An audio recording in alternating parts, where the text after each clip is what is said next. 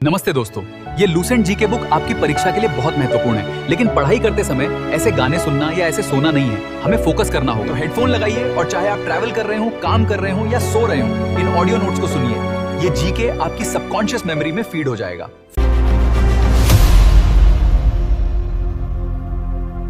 जय Shri Krishna. Syllabus with AI में आपका स्वागत है। यह है प्राचीन इतिहास की 11वीं क्लास। आपसे रिक्वेस्ट है, इससे पहले की क्लास नहीं देखी है तो कृपया उसे देख लीजिए। लिंक डिस्क्रिप्शन में है और चैनल की प्लेलिस्ट को सेव कर लीजिए। हम आपको बताना चाहते हैं कि सिलेबस विद एआई आपको पूरा जीएस यानी जनरल स्टडीज का प्रिपरेशन करवाएगा। हम रोजाना शाम 7:30 बजे एक विषय की क्लास लेकर आ रहे हैं, लेकिन बहुत जल्द हम रोजाना 2 से 3 विषयों की क्लास भी शुरू करने वाले हैं। सिर्फ इतना ही नहीं, बहुत जल्द हम लूसेंट, स्पीडी, किरण और घटना चक्र जैसी किताबों के ऑब्जेक्टिव प्रश्न भी विस्तार से करवाएंगे। तो आप बस हम पर विश्वास बनाए रखें, सिलेबस विद एआई से जुड़े रहें और चैनल को अभी सब्सक्राइब कर लें। आज हम प्राचीन इतिहास के ईसाई और पारसी धर्म के बारे में पढ़ेंगे। तो शुरू करते हैं आज की क्लास। तो जैसा कि आज का हमारा विषय है ईसाई धर्म, और अगर हम सीधा फैक्ट्स पर आएं तो प्रतियोगी परीक्षाओं में धर्मों के संस्थापक और उनसे जुड़े स्थानों के प्रश्न बहुत बार पूछे जाते हैं, इसलिए हम शुरुआत यहीं से करेंगे। हाँ, बिल्कुल। और ईसाई धर्म की बात करें तो इसका संस्थापक ईसा मसीह हैं और इनका प्रमुख धार्मिक ग्रंथ बाइबल है।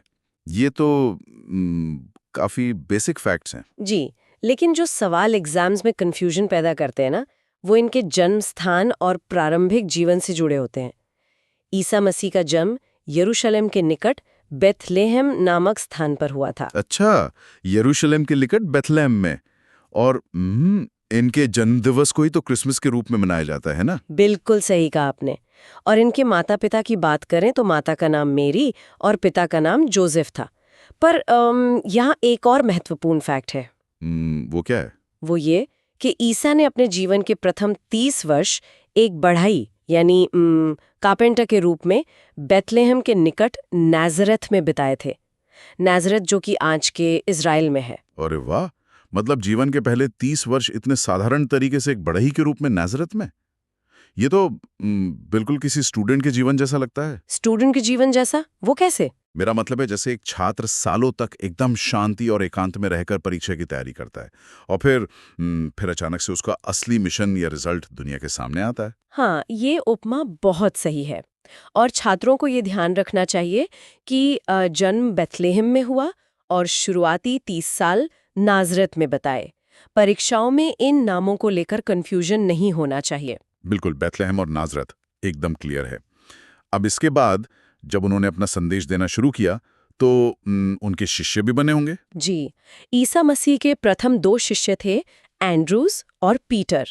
ये दोनों नाम परीक्षा के लिए बहुत महत्वपूर्ण है। एंड्रूज और पीटर। एंड्रूज और पीटर याद रहेंगे। पर मुझे एक बात पे बहुत हैरानी होती है। किस बात पर? वो तो शांति का संदेश दे रहे थे। तो फिर एक शांति का संदेश देने वाले को रोमन गवर्नर पॉन्टियस ने सूली पर क्यों चढ़ाया? देखिए, हमें केवल ऐतिहासिक तथ्यों पर ही ध्यान देना है। हमारे लिए परीक्षा के दृष्टिकोण से ये याद रखना सबसे ज्यादा जरूरी है कि उन्हें रोमन गवर्नर पॉन्टियस ने सूली पर चढ़ाया था और शिष्यों के नाम एंड्रूज और पीटर याद रखते हैं। अच्छा, मतलब हमें बस फैक्ट्स पकड़ने हैं। हाँ। तो ये सूली पर चढ़ाने का वर्ष कौन सा था? ये वर्ष था 33 ईस्वी यानी 33 एडी। और इसी सूली पर चढ़ाने की घटना के कारण ईसाई धर्म का सबसे पवित्र चिन्ह क्रॉस बन गया। जी, क्रॉस। और मैंने सुना है ईसाई धर्म में किसी त्रित्व का भी जिक्र होता है। हाँ, बिल्कुल। ईसाई धर्म जिस त्रित्व या ट्रिनिटी में विश्वास रखता है वो है ईश्वर पिता, ईश्वर पुत्र यानी ईसा और ईश्वर पवित्र आत्मा। ईश्वर पिता, ईश्वर पुत्र और पवित्र आत्मा। जी, इसे बस एक लाइन में ऐसे याद रखना है, पिता, पुत्र और पवित्र आत्मा। इन तीनों घटकों को याद रखने का ये सबसे आसान तरीका है। समझ गया। अब धर्म के प्रभाव से वास्तुकला या आर्किटेक्चर का जन्म होता है। हम उस तरफ चलते हैं। ये कला और संस्कृति के नजरिए से बहुत जरूरी है। जी, वास्तुकला के हिस्से से एक बहुत ही इम्पोर्टेंट नोट है। 12वीं शताब्दी से फ्रांस में आरंभिक भवनों की तुलना में अधिक ऊंचे और हल्के चर्चों का निर्माण प्रारंभ हुए। ऊंचे और हल्के चर्च तो क्या वास्तुकला की इस शैली का कोई खास नाम है जो परीक्षाओं में पूछा जाता है? बिल्कुल, वास्तुकला की शैली को गॉथिक नाम से जाना जाता है। गॉथिक वास्तुकला। अच्छा, तो ये गॉथिक शैली है, इसका कोई सर्वोत्कृष्ट उदाहरण भी है क्या हमारे पास? हाँ, इसका सबसे सर्वोत्कृष्ट उदाहरण है पेरिस का नोत्र-डेम चर्च। पेरिस का नोत्र-डेम चर्च। देखा आपने, इस तरह इतिहास और वास्तुकला के तथ्यों को जोड़कर पढ़ना ही परीक्षा निकालने की चाबी है।